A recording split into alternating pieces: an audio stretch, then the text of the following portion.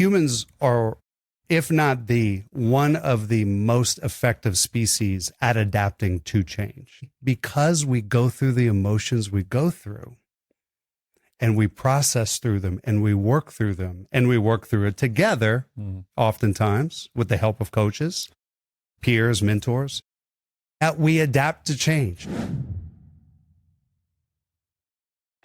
Hello there, it's me, Steve Meller, and welcome in to GrowthReady. On this episode, I get to sit down in person with Dr. Benjamin Granger, Chief Workplace Psychologist at Qualtrics, to truly understand how we respond to change. We hypothesize that the more change people have experienced over the last calendar year, the less well-off psychologically they would be. We were dead wrong. Having written about what makes a leader worth following, Ben is here to help us understand the many facets to self-mastery, how investing in yourself is what makes you truly influential, and how his work and findings ready us to grow into the person we're capable of being, regardless of what comes our way.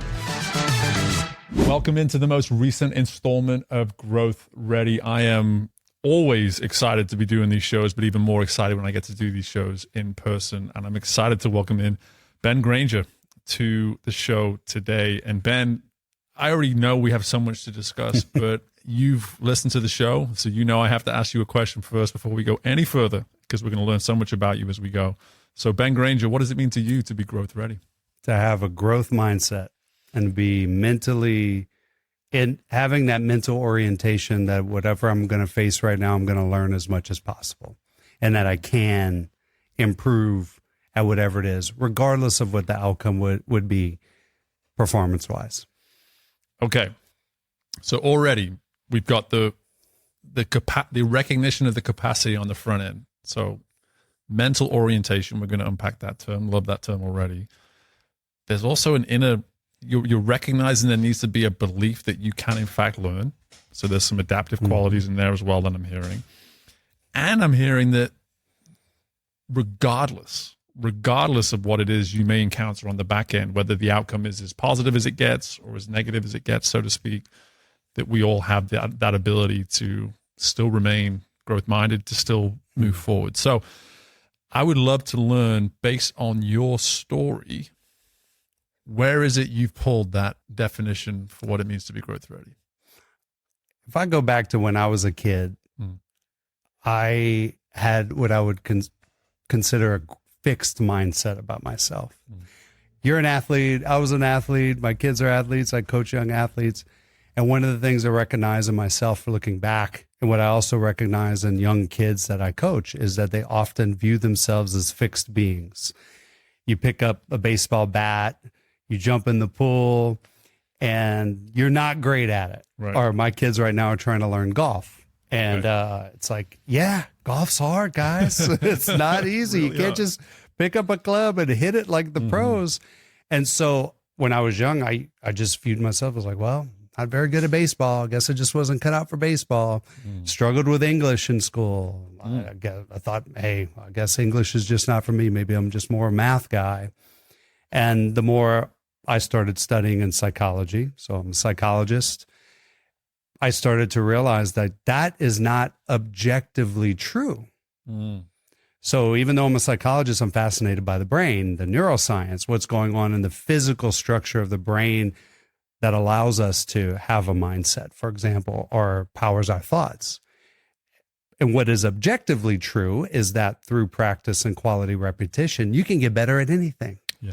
Now, it is true that, I deal in statistics. So, the whole bell curve, everybody knows the classic bell curve. And it is true that if you looked at everybody's unique ability on any given skill, let's say swimming for you, Steve, you can place everybody on the planet on this bell curve of their natural swimming ability. Right. Some people are born to be good swimmers. Some people are born to be very good at English. But what I like to think of it as a growth mindset is about thinking of the internal bell curve. In other words, yeah, we all do naturally fall in this place on this bell curve if we plotted out every human. But when we start a project, new assignment at work, dealing with a new leader, starting a new hobby, a lot of people view it as, oh, well, guess I'm just not good at that. I'm going to stop based on my performance. But again, that's not based on the objective truth that our brains and our incorporeal minds can change with quality repetition and practice. We can move up on our little internal bell curve. Yeah. I feel this need immediately to go to my own childhood based on that story, because in England, once you get to 16, you graduate high school. And then you have 2 years where you select specific subjects that you have a curiosity towards maybe doing in university. Psychology was one of those for me. I failed miserably for everything that you just said, for all those reasons. Because for me, no one could ever hand me a truth. I couldn't understand, like, wait, 1 + 1 does not it doesn't equal 2. It's not that simple, because I was a grade A math student at that point, but I was also incredibly fixed-minded in my life too, in my teen years. When I think about the way in which I would try to improve in sport, it was, if it didn't go exactly the way I thought it should go, it didn't make sense to me. It's like, coach, explain to me why I didn't just swim faster. Right. Because I did the work you told me to do, and I didn't go faster. Make it make sense. Now, I think that's not too unusual.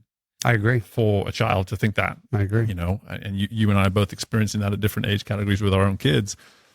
But to shift into my mind wants, I now want to better understand, how can we get to the level of comfort in the truth maybe that is not there, that we are searching for? Because I'm kind of hearing that in what you're saying. It's like, maybe we're trying to identify and find a truth to make us somehow feel more at ease with the discomfort that comes with the growth, right? You're bringing up a really important topic related to this idea of humans really don't like discomfort, right?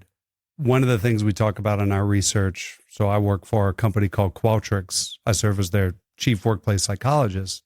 So I do a lot of research on how employees feel about their organizations, how consumers feel about the organizations they do business with. And one of the things I find very often is when we look at employees who are facing a high degree of change in their work, they respond immediately negatively to it. When consumers face a changing product or a deprecating product or a change in the company's pricing strategy, the initial response is negative. So we experience negative emotions at the prospect of change. Often, not always, but often. And one of the things that we are highly motivated to do is relieve ourselves of that unpleasant emotion. But the more I've learned about how humans deal with change, and if we even zoom out and we look at humans as a species relative to other species, humans are, if not one of the most effective species at adapting to change. And I think it's precisely because we go through the emotions we go through, and we process through them, and we work through them, and we work through it together, oftentimes with the help of coaches, right, peers, mentors, that we adapt to change. So here's one of the fascinating paradoxes we noticed in our research. We did a big study this year. We looked at the perceptions of almost 34,000 global employees across 24 different countries, all major industries. And we hypothesized that the more change people have experienced over the last calendar year, the less well-off psychologically they would be. I would have put money on that. And I joked with my co-researchers that we would have lost a lot of money had we done that, because we were dead wrong. Wow. People who experienced a good deal of change and discomfort were better off psychologically than those who experienced less. I think of it like Einstein's theory of relativity. Everybody in our study acknowledged the world is moving super fast. It's accelerating. The speed at which change is happening is accelerating. There's a lot of change. There's a lot of negative emotions swirling around. But that's not necessarily a bad thing. That actually, how we work through those, actually is part of what makes us so effective at adapting to change. And so that's a really important reminder for us, is that it's not the negative emotions that we should try to shield ourselves from. That's a bad goal. Yeah. That's a very bad goal for long-term performance. Better goal would be make sure those negative emotions do not become long-term chronic problems. Work through it, work through the change, learn. And all of a sudden, when you look back, and I would ask you, Steve, like, how often in your career have those very unpleasant things you didn't look forward to end up being some of the things you were most proud of? It's funny because I don't know whether you mentioned the discomfort with English because you wrote a book, because that was another thing we have in common. I was a consistently poor English student growing up, and it was the reason why, despite being a guy that always told stories to people and would then obviously be told, you should write a book. No, I can never do that. I can never do that. But that's because of that ingrained belief. Like, I tried it a few times. I tried writing to a certain standard, and I was told I could not meet that standard for a really long time. So I carried that for the better part of 15 years until one day someone pretty much said, you don't have to write your book the way that they were asking you to write that essay. You get to write it in your voice now. The light bulb went off. And so, because I had proof upon proof that when Steve does things on Steve's terms, Steve can prove that he's very capable. So it suddenly became a different path for the same skill, if you will. Yeah. But what I'm hearing too, is you explain that, I mean, that study's fascinating. And what it does is it completely reinforces that bell curve that you were talking about at the beginning. There is no bell curve. If there was 34,000 people, for instance, that you researched, that result isn't in fact that result. Like, if it was the initial hypothesis that you may have betted and lost money on, there would be no bell curve in a way, right? That's a good point. Yeah. That's exactly right. I deeply resonate with your example. And just to take it back to my childhood story, because I struggle with English, I pushed myself to get a minor in English in undergrad. It was precisely because of those struggles. To prove to you, or to prove to, like, what do you think? I think today I would like to sound profound and say it to prove it to myself, but to be honest, I was proving it to other people. Right. But I think even in that too, it's. I think we're going to go to, in your initial answer, I heard some evidence of motivation in there too. Like, what is that person's motivation? And I think that's a great example. Yeah. In your younger years, you picked the minor. Why? To prove it to people that probably weren't even paying attention by that point. And yet you still did, right? And we're all, I say this as someone who's equally as convicted in that kind of truth, is you commit to something on your own growth journey, believing like, hey, wait until I prove them wrong, whatever it is you're trying to prove, only to find that they may not have even been paying attention, and that you could have been benefiting from this in a way that you weren't even paying attention to. But where I really want to go to here is to piggyback off of that insight around the research, is what would you say to someone who's listening to us, who's thinking, I have tried and I have failed so many times, and I'm waiting for the lesson. I'm waiting for the evidence, Ben, that those trials and failures were in fact worth it. Because I'm hearing that, yes, we're not talking about failure right now, we're talking about change. But those two worlds aren't too far apart, at least in terms of human behavior, how we personally look at it. So I'm just curious, like, what does that research do for someone who's maybe listened to this, that for whatever reason doesn't resonate with those, lessons that came out of the research? I'll give kind of a hard answer, which is, are you looking for the lesson?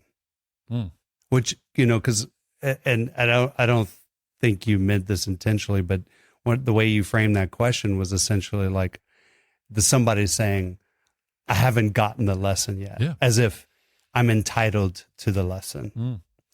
And if that were the case, like in that persona, if whoever's listening to this podcast is in that space, are you looking for it? Are you going back through your performance and trying to find what it is that you could have done better? one of the things you said earlier that I really like is not everything has to be done by the book. You know, how much of innovation throughout human history has come from people breaking the rules? Right. A lot of it, a significant amount of it, and making it their own. And that's a lesson I've learned too about myself in the past is I used to try to learn all the tactics. Like one space I really got into for a long time, and I wrote a lot about this in the book, is the power of body language and the old science of rhetoric, right? The rhetoric that was taught in the streets in ancient Greece, that was many thousands of years later, it was kind of kept to the elites. And now we don't get a lot of that. We just watch those people on TV. Well, I got really fascinated with that. And I wanted to learn how to be the best storyteller on stage when I do a keynote. Right. And I'm sure you're kind of thinking the same way. Yeah.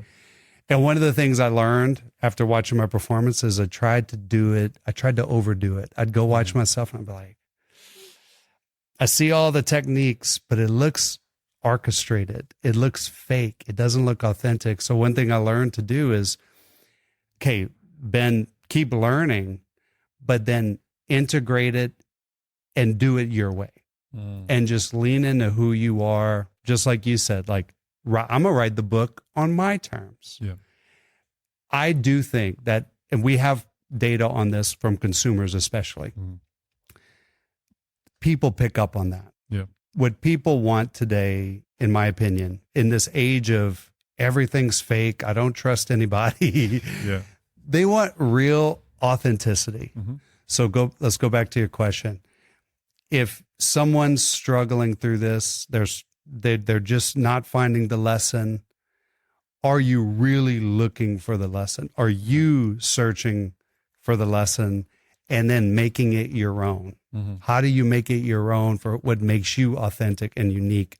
The marriage of those two things is what I think people are really looking out there for, whether it's in a leader, whether it's in an influencer, whatever it might be. Yeah. And again, what I love about your answer is that straight away it helps us better understand the research. I think that sometimes gets missed in research is that we have the discovery, and I have no doubt once I read the research in more detail that contextually we learn a lot more, obviously, but to have that lesson that, hey, people that seem to go through change and come out the other side of the change feel better for having gone through the change. The missing part of that is, I think, what you're challenging our listeners on right now is this idea of, okay, well, if you're trying to do this as much on your own terms as possible and make it make sense to you, then you're missing where there could be a lesson that you're just simply not looking hard enough for. Yeah. Like you're not looking at the situation enough. You're looking too much at yourself, or you're looking too much at the situation and you're not looking enough at yourself. I think that for me is fascinating in all of this. But it also helps me understand too, is your story on the speaking, I think, is because we're going to get into more self-awareness here as we go through this, because again, so much of what you talk on specifically in the new book comes around this. I find that folks have tendencies, and I notice this in my work all the time, it's like they teach themselves as much as they can teach themselves, believing that it's in the knowing that it's in the mastery of. And for me, I'm hearing that in what you're saying here. You're helping us understand that knowing is not enough. That's right. You know, and for you, I'd love for you to just kind of speak to that in more detail now, more in the sense of, yes, you watch that back in your videos to come to that awareness, but what's been the knock-on effect now to having that awareness? What have you now found, and how have you grown now as a speaker because of that awareness? Yeah. Well, the learning is important. You know, the textbook learning, I'm a big proponent of it. I went to school for 23 years, so I believe in it. Yeah. But I do agree with your point that there's a difference between learning how to do something and actually doing it, and learning how to integrate it into who you are and what you believe in. And one of my favorite thought experiments is, and I do this with groups of people that I work with, is I'll say, how many of you agree that when you're communicating with somebody or you're communicating with a group, that more gets communicated non-verbally than verbally? 80% of the hands shoot up. Everybody intellectually agrees with this. Yeah. And then I follow up with the second question: how many of us operate as if that's true? And everybody smiles and laughs and says, of course we don't. And I don't either. Sure. I know. Even in the knowing, you don't. I know this. And the teaching, and you're the one teaching. I'm the one teaching this stuff, and I still fail. I still shoot off a text to a group of people, or I send a flat email on black text on a white canvas, Right. and expect that that's going to build a compelling mental image in the minds of other people, or that my intent behind what I communicated is going to get received. That's never true. Right. And so there's a difference. And that's where I think the practice comes in, the quality, repetition, and practice, and knowing that, all right, now I know. And one of the things I think knowing the techniques and studying does for you is it allows you to integrate the parts that you really like, that are consistent with you, and reject the others and innovate. A great example is, like I'm a big baseball fan. And imagine teaching a new pitcher to pitch a slider or curveball, and you show them how to do it, but you don't explain why, right? So you show them how, but they have no knowledge of the physics, right? That if you're a righty, you're going to tend to come from the right to left. Here's this, when you're batting against a right-handed batter versus a left-handed batter, there's a difference in how that ball is going to show up to them. What ball you want to use. You might not want to use your slider against a left-handed batter if you're a right-handed pitcher. Why is that? So let's say here's the correct hand motion, and let's go practice. But I'm never going to explain to you why. Right. Then you end up in a game, and it's a big game, and there's a runner on third, and you got to get one more out, and you're trying to induce a ground ball. Can you innovate? Right. Can you adapt to the environment? And I think you're at a much greater you're at a huge disadvantage if you don't know the knowledge. Right. But then again, if you learned how to throw a curveball by reading a bunch of books on throwing curveballs and you never threw one, good luck. Right. Both are important. Yeah. And I think I'm a big fan of doing one, learning, the reading. I'm an avid reader. Yeah. But I'm also, let me take this out into the field. And also, back to our point, make it my own. Yep. Integrate it into who I am and what makes me unique. Yeah. And I think your story represents that so much, is a person who in their most truest self is an academic at heart. And so you spent so many years in the pursuit of academics and in school.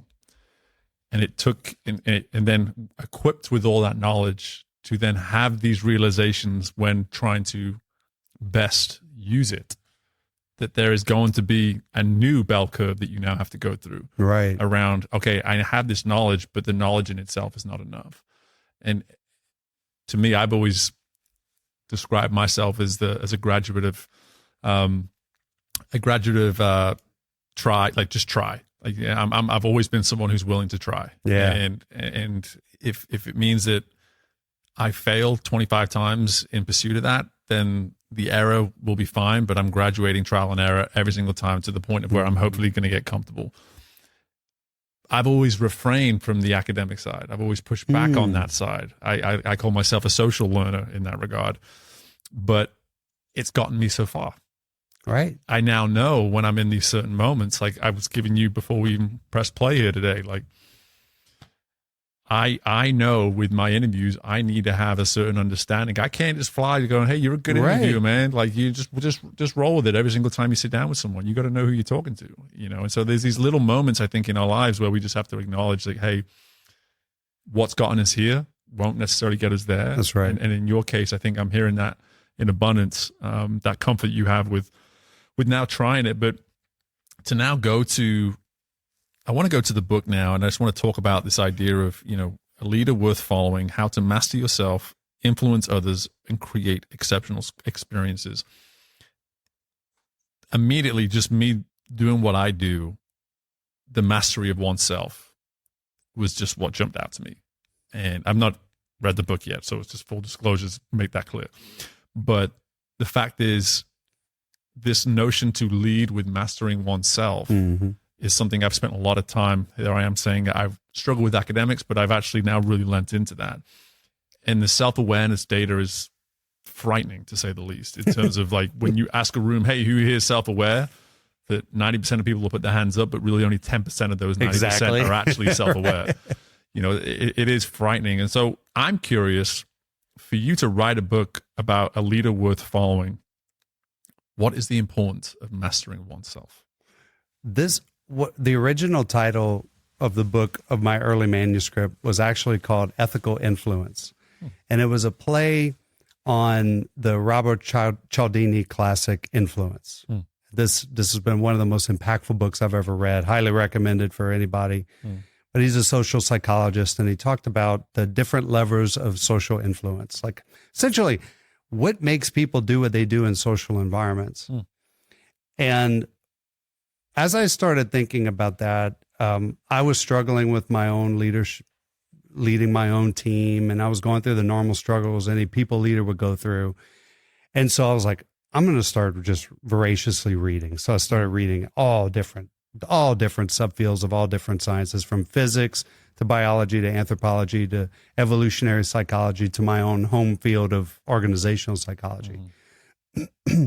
But as I started to think about things like body language and influence tactics, the question that kept nagging at me was, is this manipulation or influence? Like, where's the line between influencing somebody with good intent versus I know all the tactics, so I'm going to use them to get people to do what I want them to do? That's where the master yourself came in. I had this really funny interaction. I actually write about this in the book. I had a new product leader join, and he and I were hitting it off. We were just having some chats. We hit it off immediately, like first call. We're just hitting it off. And then we started talking about difficult executive meetings we've been in. And I was sharing some of the body language tactics that I use when I'm in really tough meetings. And he made this comment. He said, "Whoa, that makes me feel like, are you manipulating me right now?" And he was joking. He said it with a smile. But that question nagged at me for weeks. I was like, where is that line between ethical influence and manipulation? And then it started to come to me gradually. If we as leaders know, one, if we're committed to the benefit of the group, that's point number one. Our intentions are good, are benevolent. We're trying to help the group. And by helping the group, it helps us as individuals, by the way. If that's true, and we know all the tactics we've studied, we've practiced, and then we don't use them, that's negligence. Or we could master ourselves and understand the effects of self-mastery on the people that we lead and influence. That's the point of this whole book, is that there's nothing wrong with influence. In fact, all of us, regardless of what we do, whether we're students or individual contributors at our company or a senior leader, all of us have a responsibility to lead and influence.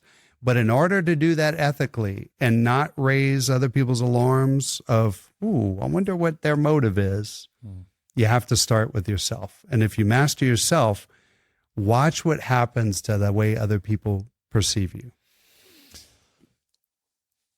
I couldn't agree more with everything you're saying. And the main question I had coming into this was the choice of the word mastery, because of so much of what I speak on and what I work on is how the mastery can be the biggest fear factor in all of it. It's like how good can I get at this, or how good do I need to get at this? I'm curious as to why you chose the word mastery, and whether that is that realistic, I guess, as well, in terms of this. That's a really good point. I actually never thought of that, to be quite honest with you. But the reason I chose it, just to answer that directly, is I don't think there's ever a point at which we will realistically all become, on any given trait, like if you took all the possible traits that we could be good at or measured on, and you plotted us on that bell curve compared to other people, some things are going to be high on the bell curve, some are going to be low, most are going to be in the middle. But then we zoom in and we take, okay, where do I stand? Where's my range on that particular skill? I don't think there's ever a point at which humans get to the point where I've completely mastered myself on everything. Yeah. And there's nowhere else to go. Right. I don't think that's possible. Right. Because you have to focus, for one. Mm-hmm. And two, who knows, on the bell curve, right? Not to get too statistical, but in a real bell curve, that little tail is infinite. Mm-hmm. It's infinite, right? It doesn't stop. There's no end to the bell curve. It's right. it goes on forever. Yeah. That I think is important. And I think is very reflective of what you're saying is it's the pursuit of the mastery. Yeah. And maybe that's what I should have added in there. Pursuit of mastery. But I'm so glad you took us there, man, because for me, and I think that's important. And again, I can't wait to read it because I have no doubt that you don't push that in the book. No. We should all be masters. I have no doubt. In fact, in the last chapter, I addressed the pursuit of perfection as that's, and I contrasted with good goal setting theory. Yep. Notice that in all good goal setting models, there's no perfect. Right. It doesn't exist. Nope. And as Brene Brown points out, the pursuit of perfection doesn't exist. Right. And you can't get you cannot get caught up on that. But the pursuit of constantly improving, that's what we need to adopt. I think that's such an important detail to this entire, considering that you addressed the bell curve early on in this conversation. I think for everyone to get that understanding that the end of the bell curve, because we don't look at it that way. That's right. That's the truth, what you just shared with us, but we do not look at it that way. We look at it as the end. We look at there's an end point because the page ends, right? Typically when you're looking at that bell curve. But truth be told, there is no end to that bell curve. And I think for everyone listening to this, what you're speaking to, this notion of the mastery of self, what I love about it for our listeners is not everyone listening to this show is necessarily a person influencing other people. But what I think you've done in how you answered that question is you've created a path for people if they so choose to. Even if their title doesn't imply that they should be leading other people. I think the choice to pursue mastery in oneself, it implies that you will in fact influence other people. That's right. The way in which you're addressing inevitably, even if you don't intend to. Yeah. I love your use of the word choice too, several times. That's the key, is people have to choose to go there. This kind of going back, some things I think you'll find interesting, your listeners will find interesting, but similar to growth mindset, one of the things I'd studied when I was in graduate school is an orientation toward learning. So one of the things we know is when people try to take on a new project, a new hobby, a new skill, a new body of knowledge, they can have different mental orientations. One of them is called a learning goal orientation. I'm going to approach this with the goal of improving. Who cares what the results are? Then there's an orientation called performance prove orientation. And this is like Ricky Bobby, if you ain't first, you're last. So it's like, I have to be first compared to other people. And if I'm second, then I'm a loser, right? That I want to be the best at this, whatever this topic is. And then there's this other variation of performance orientation, which is, I just don't want to look like an idiot. I don't want to be last. And what we see is that when people have when they go into any particular task, if their orientation is dominated by, I don't want to be last, those people tend to perform the worst. The people who want to prove themselves as the best, slightly better, they perform better. But ironically, it's the people who have a learning goal orientation who don't go in with the objective of beating everybody else, but it's more, I want to improve and I want to continue to improve and learn as much as possible. Ironically, they're the ones who tend to perform the best at the task in the long term. And that has greatly last point. We weren't born with a learning goal orientation. Right. We weren't born with a performance prove. Yeah. We can choose to adopt one or the other. That's a choice. I love that.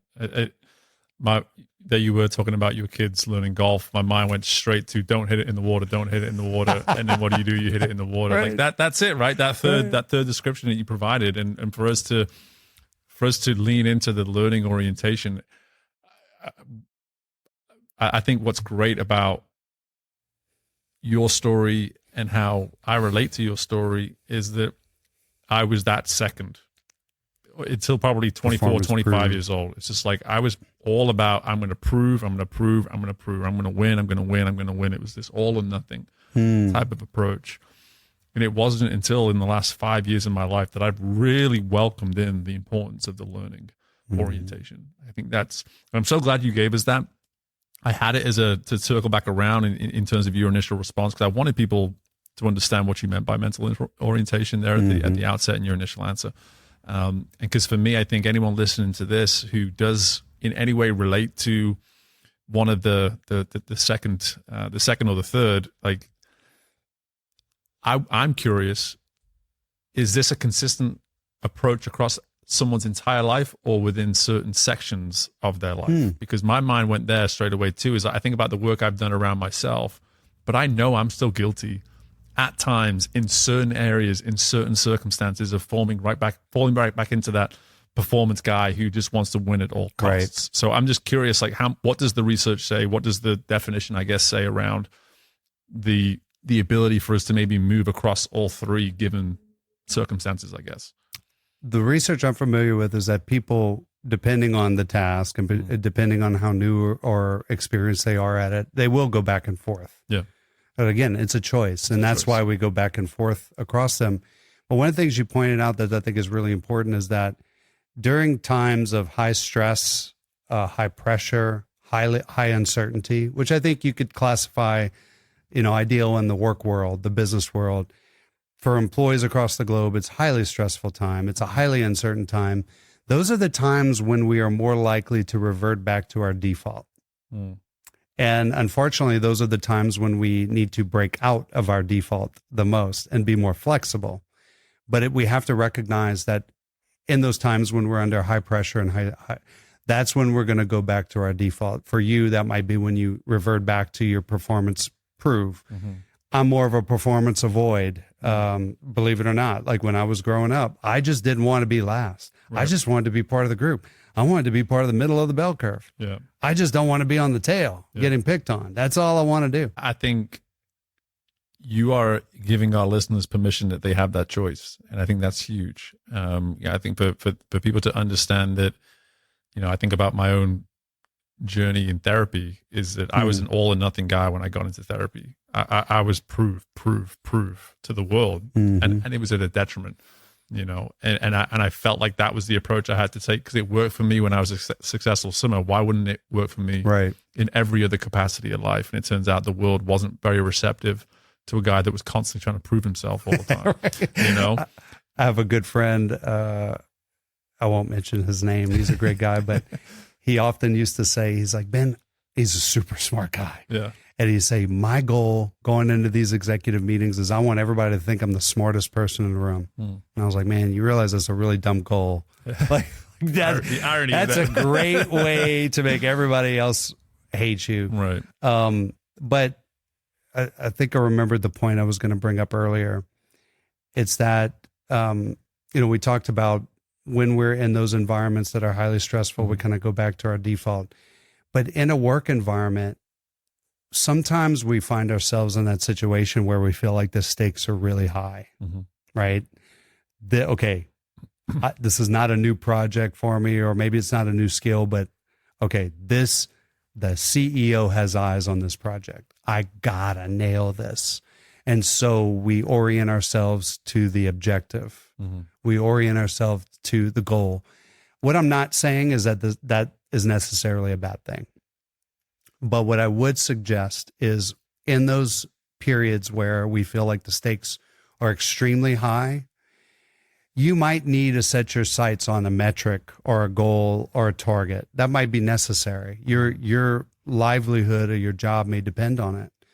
But along the way, especially early on, try to learn, especially if it's a long project, try to adopt the learning goal orientation at the beginning.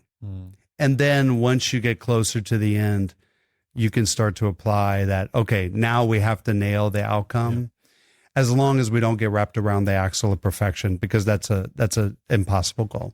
Yeah. And again, you bring up another really interesting path to go down is the way in which we relate to outcomes and goals, and the way we associate how our performance is in fact impacted by our focus on the outcome /goal versus the ability to learn the process at hand. And Great point. I hear it all the time. And I as recently as last week, I was in a group session and heard someone make a great point about their process and the way in which it was very specific to their group. And then he finished his point by saying, I just got to tell him, trust the process. Trust the process. I go, you're forgetting all the context that you just provided me there. Trust the process doesn't mean jack. It doesn't mean anything by itself. But when you provide that beautiful context that you provided to me prior to saying trust the process, you need to find a way to insert that context into the inside of trusting the process. But I think what you're explaining here is that, yes, start with the outcome, start with the goal in mind, understand what that is, but then to really lean in with that curiosity muscle on the front end to say that outcome and that goal is the destination. But you're encouraging everyone here to say, yes, that's great for now, put it up on the whiteboard, but after that, we have to lean in and we have to learn. But you're also giving us permission to eventually get to that point. Like right at the end, like there's going to come a time where the stakes are high. That's right. And we have to show up and perform. Absolutely. You know, and I think that's okay. I think you're again, giving us permission to say, yeah, there will be a time and a place that it will feel as though everything's on the line, you know. Those are real, right? I'm not trying to be Pollyannish about it. Those are very real, and those have existential risks. And so sometimes we do need to nail it. But going in, and the example you used is a really good one. I'm a student of goal setting.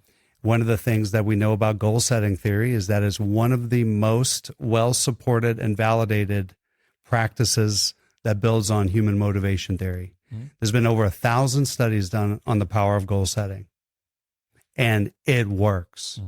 But then you take the practice and you plop it into a messy, complicated organization, and it starts to fall apart. One of the reasons that it falls apart is because the focus becomes solely on the outcome itself.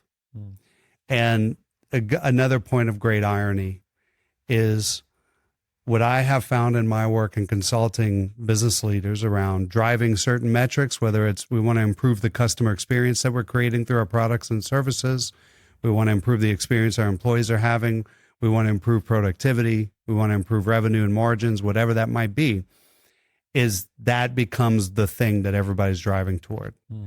And it's akin, you're a coach, it's akin to going to a team and saying, let's go win the game. Yep. That's our goal, right? Right. It's to win the game. We got to win the championship. Let's go win the championship. And that's all you talk about. Right. That's not helpful coaching. No. You have to work, you start with that. Yeah. And then you have to break it down as to what does Steve need to do? What does Ben need to do? What does Jane need to do? What does Julie need to do? And that's going to be a little different. And what we have to develop and learn along the way is going to help us achieve that goal. But going around reminding people of what the goal is and only focusing on that and not breaking it down into specifically what we can control, that's not helpful. Yeah. Yeah. And I think you bring up such a good point around the environment within which we do these things. And we cannot get out of this conversation without me diving into organizational components of everything that we've talked about so far because of the work that you do. And I think this is something that some of our listeners may sometimes feel as though we don't get onto this enough, because we do have thought leaders, business owners, executives come on and speak very much through this leadership lens a lot without really getting into the heart of, but if I'm just in an organization, if I'm just part of a team, how does everything that you're talking about, Steve, relate to me? Right.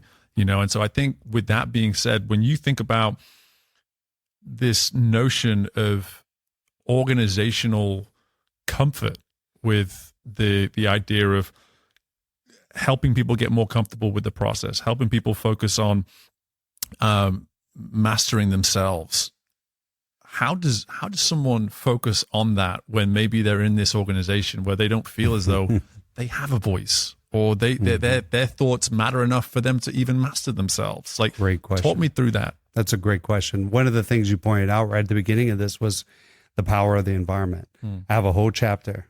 Chapter 7 is on acknowledging the power of the environment. Talks about the same things of how it's a very uncomfortable thought for a lot of people. to acknowledge that the environment has a huge influence on our mindsets and behaviors. That's uncomfortable to think about whenever we want to think about ourselves as very reasonable, we're logical, we're good-willed. Of course we are. Mm-hmm. But it's uncomfortable to reflect on the reality that in most cases, if you took us and you put us in a very different environment, let's say a toxic culture, yep. would we still be the good people that we are or we want to be?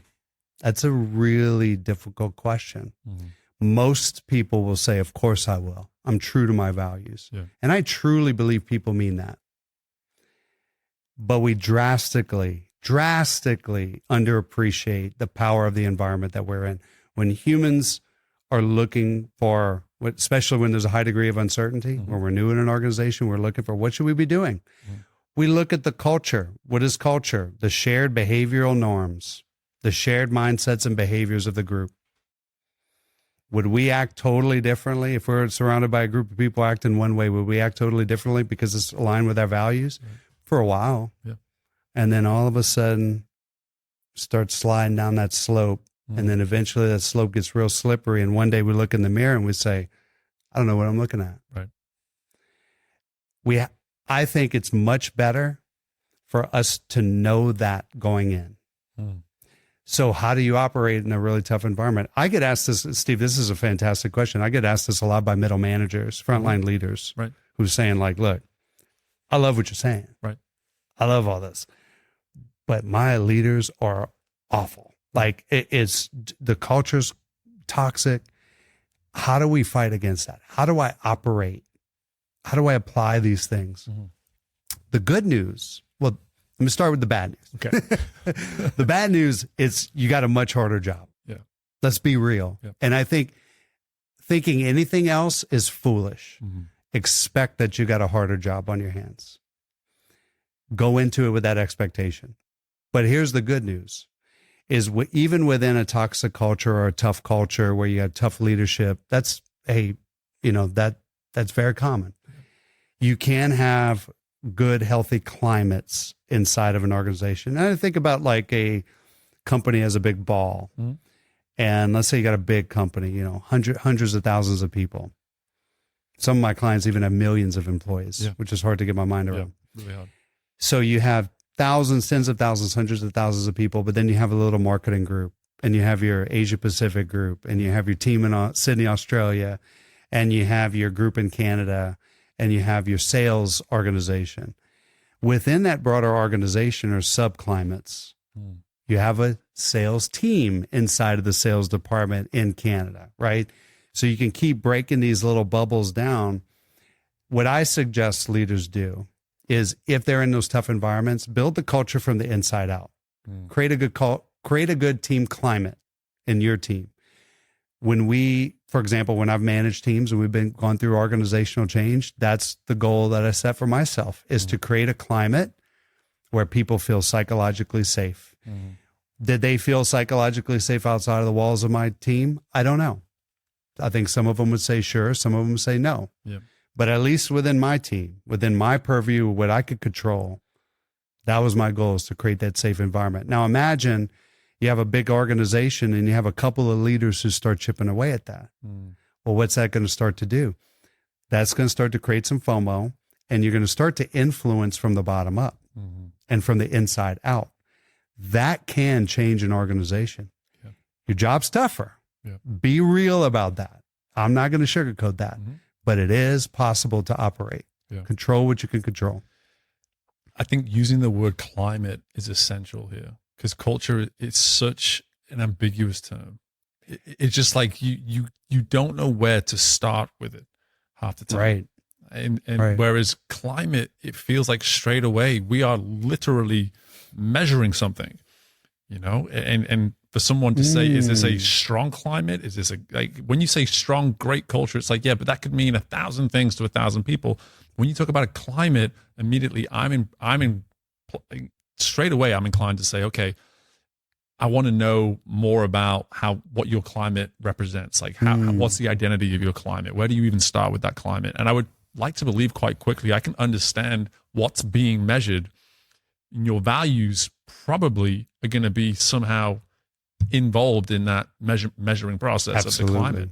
And so for me, a climate is quite literally a scale when used in certain That's a really interesting point. And so for me, I can't help but go there, just because I think anyone listening to this who's maybe looked at things culturally before, if we were to simply replace it with climate, I think straight away that we are encouraging ownership on a much higher level right away.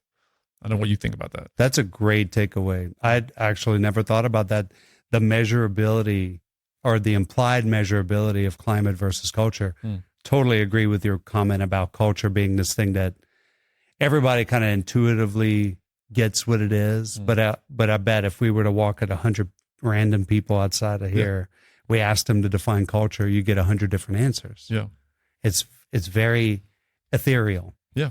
But one of the ways I really like what you're saying is, if there's something that you tangibly can control in that environment, and I'll give some tips from my research. The two most fundamental things that a leader can do, or even an individual contributor who's working with a team, can do in a tough environment like that, in a tough culture, where the behavioral norms, that's how I define culture, by the way, shared behavior norms. When that's rough, focus on psychological safety and trust. Because if you can build relationships where they're trusting at an individual level, that's reciprocal. And when people feel psychologically safe around you, like in other words, I'm a leader, but my team members feel comfortable coming and tell me the brutal, honest truth, even about myself, something I did. If I can create that environment, we can go anywhere together. If that doesn't exist, then it's a roll of the dice as to whether I'm going to be able to get what I want out of that team, or what I need out of that team, or even nudge that team toward a shared group goal. Because they may self-sabotage. I think the point you bring up here too is I think climate is so much more in alignment with self-mastery too. I think someone can actually connect with, if I'm working on this in myself, then I can make this part of our climate. It makes so much more sense in that regard. And again, work that we do is about standards first. Like, I know you have a mission statement, I know you have values, but we're going to create standards within your organization. And in implementing those standards, we, again, going back to this notion of tangibles and measurables, we now have something we can actually say, are we upholding the standard or are we not? It should be a simple yes or no. And that can help a person who's wondering sometimes, where do I fit? Am I performing correctly? Whatever it might be. But I think that's what I love about, we've heard the word culture on this podcast so many times. For you to go that little bit further with our listeners and incorporate this notion of the climate, I think that gives everyone this understanding of like, okay, what are we measuring? And then you can even go one step further and say, what am I measuring in myself? And that's where this self-mastery starts. I think it's all intertwined in such a beautiful way. I loved how you picked up on this too, because I'll point out, I talked about the importance that foundational trust in a good climate or a good culture, that trust is essential. But how do you build trust? How can you be viewed as trustworthy? Let's imagine somebody who's out there preaching from the pulpit about what we should be doing, and then behind closed doors, I do exactly the opposite. Right. Is anybody going to trust you? No. So in our work, we go out and we measure, how do employees feel about their senior leaders? Do they trust them? We ask consumers, do you trust the brands you do business with? We essentially ask employees and consumers to rate leaders in their organizations through 3 different lenses. Is that person competent? Do they have the knowledge and skills they need to lead us to do what we need to do? Second, do they have integrity? Or do they behave consistently with their stated values? Do they walk the talk? But the third, the most forgotten and yet most important factor is benevolence. That is the implied motive from the other person's perspective. I'll use I think one of the most tragic examples throughout history, but everybody's going to resonate with it, is Hitler. and you look at Hitler from a purely objective standpoint. Yep. Let me start by saying what he did was absolutely horrific. Mm-hmm. But if you were to look at Hitler's leadership style objectively and you said, did he have competence at communicating? As much as I hate to say it, yeah. He was a highly effective communicator. Yeah. Did he have integrity in the sense that he behaved in ways that were consistent with what he said he was going to do? From that definition of integrity. Now, I think in a broader definition of integrity, you would say absolutely not. Right. But if you just were to operationally define it as, did he do what he said he was going to do? I think, yeah. Mm-hmm. I mean, he wrote a book, Mein Kampf, and he did pretty much exactly what he said he was going to do. Yeah. Did he have benevolence? Absolutely not. Absolutely not. It was all about him and his objective, and everybody else essentially was the enemy in certain groups, in particular, like Jews. Yeah. Lack of benevolence. Now, look at that equation. Is Hitler trustworthy? Absolutely not. Right. Why? Is it because he wasn't competent? No. Is it because he wasn't consistent in his behaviors? No, that's not why. It's because he lacked benevolence. Yeah. So as an extreme example, taking it to the real world today, when we go and we look at how consumers are rating organizations they do business with, 3/4 of the global consumer base say, yeah, the companies I do business with, they're competent. 3/4 of the consumers say, yeah, the companies I do business with engage in fair business practices. They do what they say they're going to do. But when they make decisions about their products and services or the pricing, I'm not sure why they're doing it. Yeah. Go to employees. 2/3 of employees think their senior leaders are competent and have integrity. Half think their leaders have benevolence. In other words, half of the global workforce thinks that their senior leadership is doing what they're doing to save a buck or gain a buck. Right. And they don't care what's in the benefit for the employees. Right. The implied motive. And so it goes right back to what you're saying. That's where self-mastery comes in. Mm-hmm. If you don't really believe in this stuff and you're spouting it out, good luck building trust with anybody in the long term. Gosh, I'm so glad that we touched on this because it's such a personal quest on this mastery journey that we're talking about, because we would so be inclined to lead with the competence and the integrity. We would again, we go back to the knowledge, but this is where we've hit this a couple times now. The competence, and those are important. They are. The competence piece immediately implies go learn, go get good. The integrity piece like I said, I'm going to do it. I'm going to get it done. Now, if you focus only on those two things, that can lead to someone who's incredibly knowledgeable and very tired too, probably. This is kind of a burnout thing that we could maybe have a recipe for.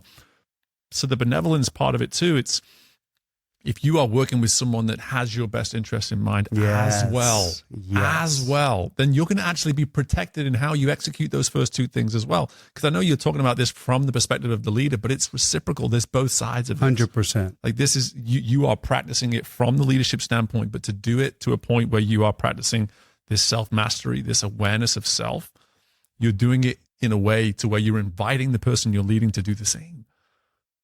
Like that's what I love about this. It is completely a collaboration if done correctly from a leadership standpoint. And it touches on the last piece as well of the title of the book, The Exceptional Experience. Because that, again, can't wait to read it, because for me, that's where I'm most curious. I've done a lot of work around self-mastery. I've done a lot of work around influencing others. The experience piece of this, aside from a couple of books in the hospitality world, that's really the only lens I've looked at it through. I can't help but almost anticipate where you're going with this point, even just on what we've just discussed there. Is like if you are practicing benevolence effectively, you are in fact creating an experience that people want to be involved in. Sometimes it's the simplest things that matter. One of my professional colleagues, Dr. Khalifa Oliver, says, to be a good leader, it's really simple. Just actually care about your people. Sometimes it's like that simple. Right. But it is true. One of the things we find is when employees, when consumers view their leaders as benevolent, they really believe that there's a shared objective. What they are doing, there's something in it for me. They're much more willing to forgive people's mistakes. They're much more willing to give you the benefit of the doubt when they know your heart's in the right place. And let's be honest, we're all going to make mistakes. I mean, that's where we started the conversation, acknowledging that that's inevitable. And we shouldn't actually shy away from that necessarily, except in the high stakes. And, we talked about that exception. But if you are really demonstrating, and I think this is where the self-mastery part comes out, that you are really working on yourself, you really believe in what you're espousing because you apply it to yourself, you're inevitably going to create good experiences for other people. That's going to be an inevitable byproduct. And that, like you said, is reciprocal. It's going to rebound. It's going to affect the employees that you lead. It's going to affect the people you work with. It's going to affect your consumers. That's going to affect the experience your colleagues have with those consumers in the future. There's this beautiful reciprocal cycle that forms.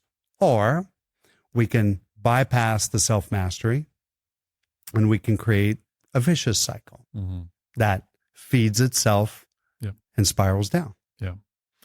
I'm so glad that we arrived at this point, because I'm always concerned, especially when we bring leadership into the discussion, that there's going to be people listening that maybe feel as though this episode isn't for them. You're right. And I'm so thankful that we've been able to arrive at this juncture to be able to help people understand that if we practice self-mastery correctly, we will evolve into the leader we're capable of being, whether or not that leader is in fact needed within our particular life, within our particular career, respectively, whichever direction you choose to go.